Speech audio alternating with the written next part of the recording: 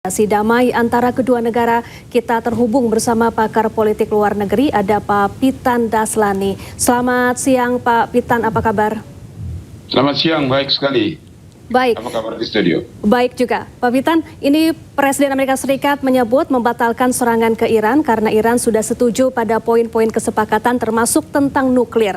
Apakah perdamaian memang sudah dekat atau ini adalah upaya Amerika Serikat membangun narasi kemenangan politik?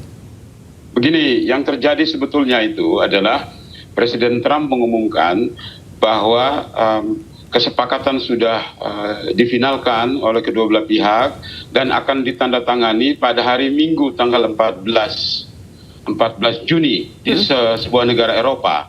Nah, kenapa dia sebut hari Minggu tanggal 14 Juni? Karena itu ulang tahun dia yang ke-80. Jadi dia ingin supaya disepakati ditandatangani pada ulang tahun dia yang ke-80. Tetapi habis dia bicara begitu, langsung dibantah oleh pemerintah Iran. Itu tidak betul itu. Karena apa? Karena kesepakatan itu harus ditandatangani oleh Mojtaba Khamenei, pemimpin tertingginya. Jadi ini bukan baru kali ini Presiden Donald Trump maju mundur, mau serang tidak jadi lagi, mau serang tidak jadi lagi. Ini kali yang ke-38 di dalam hitungan saya. Jadi sudah 38 kali beliau mengeluarkan pernyataan dan tidak jadi dilakukan apa yang disampaikan. Sehingga orang jadi bertanya-tanya, jangan-jangan ini ada permainan di pasar saham sehingga untuk menggoreng saham di sana, sampai orang berpikir begitu sekarang ini permainannya. Begitu. Jadi yang terjadi itu sebabnya maka Senator Partai Demokrat Elizabeth Warren itu menuduh bahwa itu keluarga Presiden Trump itu katanya lagi bermain saham sehingga membuat harga saham naik turun seperti itu. Jadi ada permainan di situ. Itu tuduhan dari Senator Elizabeth Warren. Tapi kalau ditanya apakah kesepakatan ini akan terjadi, saya katakan tidak akan terjadi. Kenapa tidak akan terjadi? Karena begini masalahnya. Yang memutuskan di Iran itu bukan garda revolusi, bukan presiden, bukan menteri luar negerinya, bukan ketua parlemen, tetapi pemimpin tertingginya. Itu masalahnya. Nah, sementara kita harus mengerti bahwa 14 poin yang dari pihak Amerika dan usulan dari pihak Iran itu sebetulnya merupakan penjabaran dari pernyataan Mojtaba Khamenei pada 10 Maret yang lalu. Nah, 10 Maret yang lalu itu, posisi Mojtaba Khamenei adalah dia mengajukan 3 tuntutan, yaitu semua sanksi harus dicabut, pasukan Amerika harus keluar dari semua negara Arab, dan Amerika harus membayar ganti rugi 500 miliar dolar. Itu yang dituntut oleh Mojtaba Khamenei. Harus bayar ganti rugi 500 miliar dolar, baru kita bisa bicara perdamaian. Begitu posisi Mojtaba Khamenei. Sementara yang terjadi sekarang ini kan hanya sudah 6 kali ini draft yang diajukan dimediasi oleh Pakistan bolak-balik, tapi kan tidak terjadi hasil apa-apa.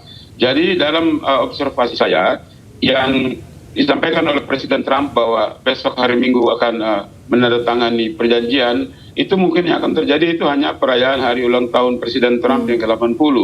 Tapi menandatangani perjanjian itu kan harus ada kesepakatan yang final dari Mojtaba Khamenei yang sampai sekarang menurut pihak Iran itu, baik Kementerian Luar Negeri, juru bicara parlemen maupun juru bicara garda revolusi, belum ada kesepakatan final tentang apa yang dibicarakan. Baik, Pak Pitan, jika upaya negosiasi damai ini akhirnya betul-betul kembali gagal, apakah ini akan berpotensi masuk ke konflik yang lebih besar?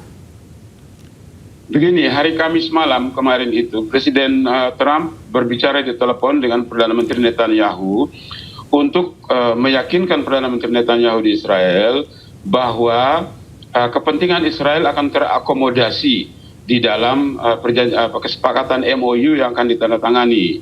Nah, Perdana Menteri Netanyahu itu menuntut bahwa kalau ditandatangani MOU itu, maka syaratnya adalah semua uranium yang sudah diperkaya itu harus keluar dari Iran, dan yang paling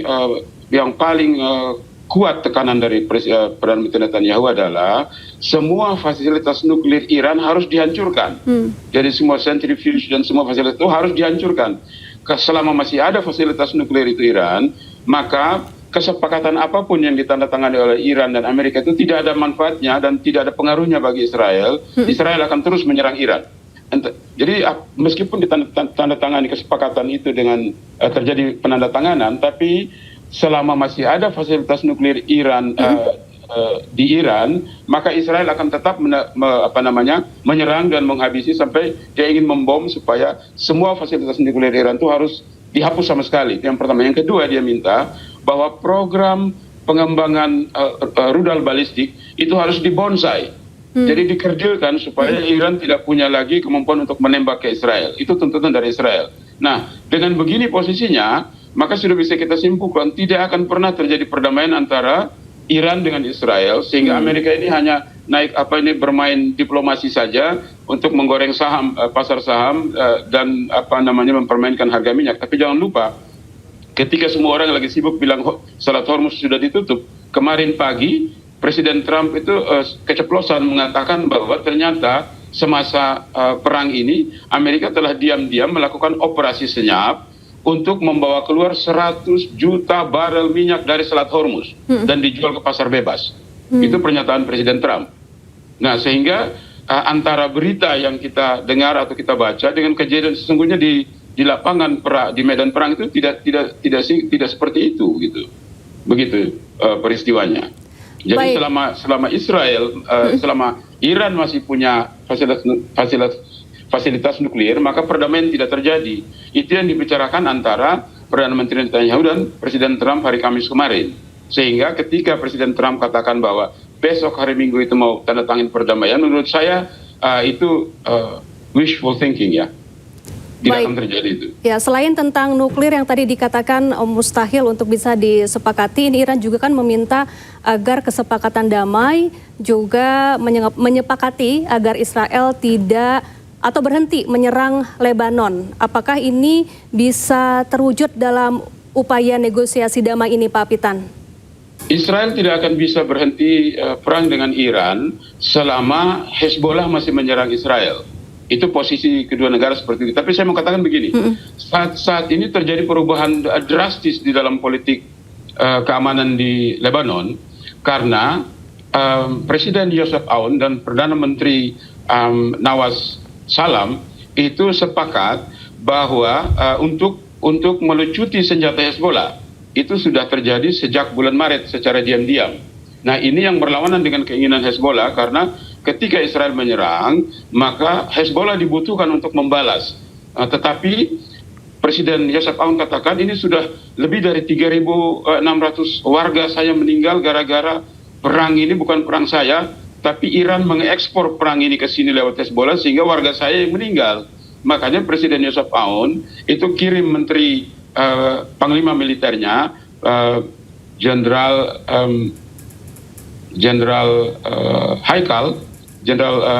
Rudolf Haikal ke Pakistan untuk menyampaikan pesan Presiden Lebanon supaya Lebanon jangan dikaitkan dengan urusan perdamaian antara Iran dengan Amerika Serikat. Lebanon tidak mau dikaitkan di situ. Sementara bagi Iran, Lebanon itu mutlak dikaitkan di dalam perjanjian kesepakatan damai karena Iran membutuhkan Hezbollah untuk melawan Israel.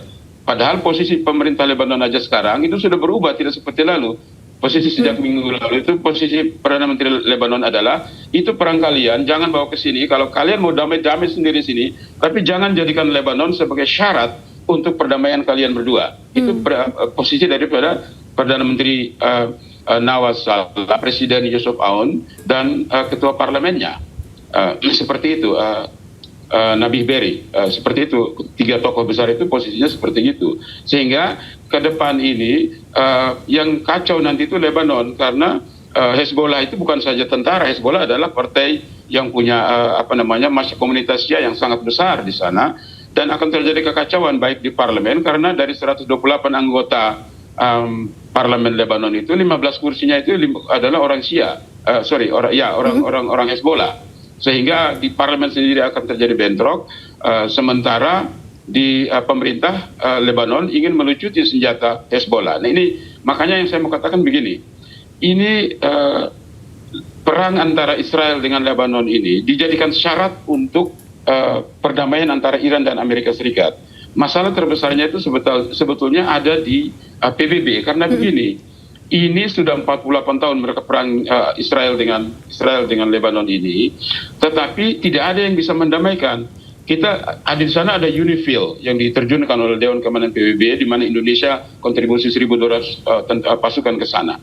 Tetapi UNIFIL itu kekuasaannya sangat terbatas, sehingga itu sebabnya dia tidak bisa lakukan apa-apa di sana untuk mendamaikan dua pihak yang berperang. Sementara misi UNIFIL itu akan berakhir 31 Desember tahun 2026 ini.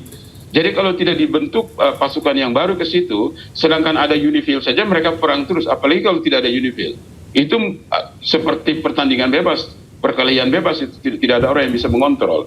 Makanya yang harus dilakukan PBB harus bisa memperkuat misi UNIFIL supaya jangan seperti sekarang. Sekarang UNIFIL ini tidak bisa lakukan apa-apa, dan harus kasih otoritas supaya bisa punya kekuatan untuk bisa menarik mundur, memukul mundur pasukan Israel yang menduduki Lebanon Selatan itu.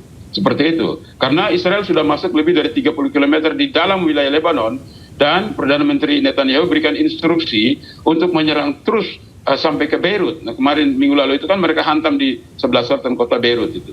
Nah, ini jadi Lebanon ini masalah yang sangat besar dan tidak akan sulit. Itu sebabnya Presiden Yusuf Aoun katakan jangan kaitkan kami dengan perang Iran dengan Amerika. Nah, itu berarti apa? Itu berarti perang antara Amerika dan Iran ini tidak akan bisa didamaikan, karena posisi Iran adalah Hezbollah itu adalah bukan lagi proksi. Hezbollah itu adalah bagian dari Iran, begitu caranya. Cara berpikir Iran sekarang begitu. Jadi tidak akan bisa didamaikan itu, karena ini posisi pada berbeda semua nih. Baik, kemudian Pak Pitan, apakah pembatalan serangan ini juga menunjukkan bahwa Amerika Serikat mulai menyadari bahwa opsi militer terhadap Iran ini mungkin terlalu sulit atau terlalu mahal secara ekonomi dan juga geopolitik? Betul, itu betul sekali. Jadi secara realistis, saya tidak percaya Amerika akan melakukan penyerangan lagi. Kenapa? Karena begini, ada dua tonggak yang paling penting. Pertama, itu 3 November itu akan terjadi pemilu paruh waktu di Amerika. Sehingga ini tinggal sedikit sekali untuk Presiden Donald Trump ini memastikan partainya Republik bisa menang lagi. Kalau Partai Republik kalah akibat hukuman politik yang diberikan masyarakat Amerika terhadap kebijakan presiden, maka kalau Kongres itu dikuasai oleh Demokrat, itu Presiden Trump ini bisa di-impeach soalnya. Bisa di-impeach itu. Bisa dicari kesalahannya lalu dijatuhkan sebelum waktunya, seperti begitu. Sehingga untuk memulai perang lagi itu terlalu riskan bagi pemerintah Amerika, sementara desakan dari dalam juga terlalu kuat untuk menghentikan perang. Kemarin itu, cuma sekarang pertanyaan begini, siapa yang bisa menghentikan perang ini? Yang bisa adalah Kongres. Cuma masalahnya, untuk Kongres bisa menghentikan perang ini, maka harus 290 anggota DPR dan 67 anggota Senat menyetujuinya. Sekarang ini baru 215 di DPR yang ingin menghentikan perang, sementara di Senat itu baru 50. Jadi DPR masih perlu 75 anggota lagi menyetujui, dan Senat masih perlu 17 anggota lagi. Kalau itu sudah tercapai quorumnya, maka tidak perlu ditandatangani oleh Presiden, otomatis langsung menjadi undang-undang.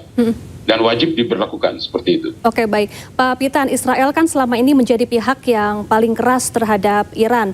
Jika Amerika Serikat ini berhenti menyerang Iran atau bahkan misalnya hampir mencapai kesepakatan, apakah ada risiko hubungan Amerika dan Israel ini akan mengalami ketegangan begitu, Pak Pitan?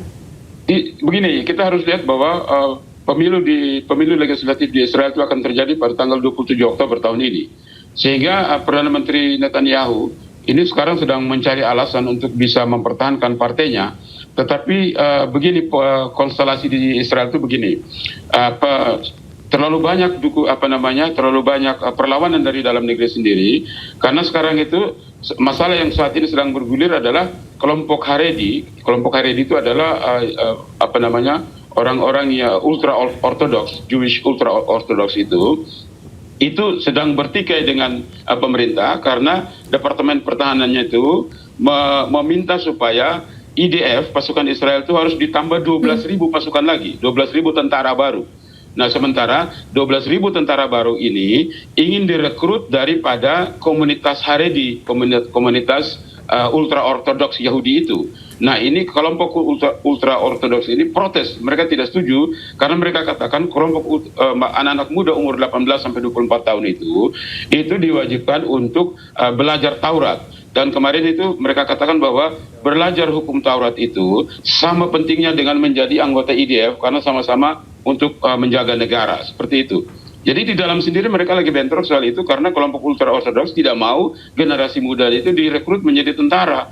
Sementara IDF sekarang memerlukan 12.000 tentara baru, begitu, untuk menghadapi peperangan dan ancaman yang terjadi.